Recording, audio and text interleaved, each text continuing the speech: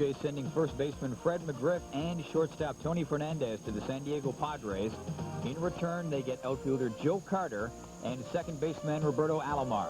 McGriff and Fernandez, born and bred Blue Jays, both coming up through the Toronto farm system. McGriff was acquired as a minor leaguer from the New York Yankees back in 1982.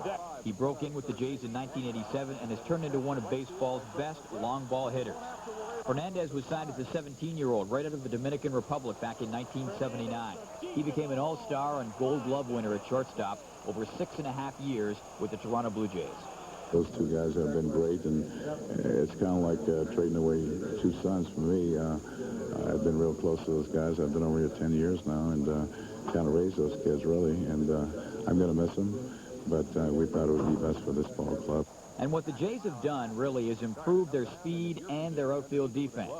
Joe Carter is just 30 years old, and despite a low batting average, he's a perennial 100 RBI man, averaging 109 RBIs over the last 5 years. He also provides speed, both in the outfield and on the bases. Alomar can run the bases, too, averaging 30 steals in his 3 major league seasons. He's also one of the top defensive second basemen in the league and is 6 years younger than Fernandez. The reason we were able to make this trade is that we have another first baseman on our ball club, John Olerud. That's his natural position. He played DH in our ball club last year, and now we had 2 first basemen, so we felt that maybe to fill another hole left by, it looks at this point, the departure of George Bell, that Joe Carter would give us the RBIs that our ball club needs in left field. And in addition to that, we had the opportunity to, what we considered, to acquire one of the finest second basemen in the National League, Roberto Alomar.